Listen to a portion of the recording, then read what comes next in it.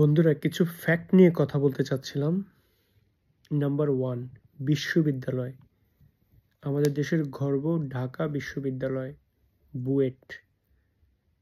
এরকম আমাদের অনেকগুলো বিশ্ববিদ্যালয় রয়েছে যেগুলো বাংলাদেশের স্টুডেন্টদের হার্ট। তাদের সাথে কথা বলতে হলে সম্মান দিয়ে কথা বলতে হয়।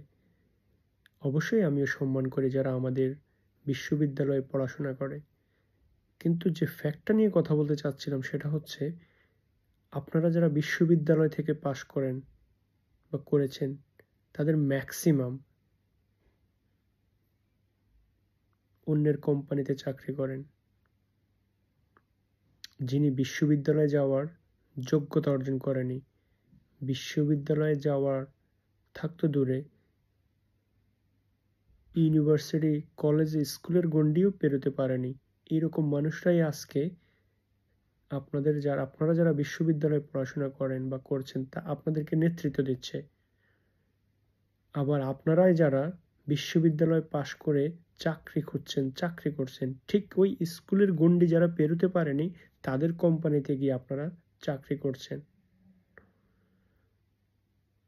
দেশ পরিচালনা করছেন ঠিক তারাই যারা বিশ্ববিদ্যালয়ের গণ্ডি পেরোতে পারে নাই।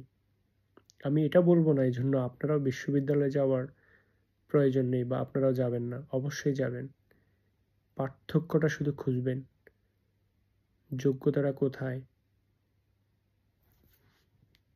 এখানে।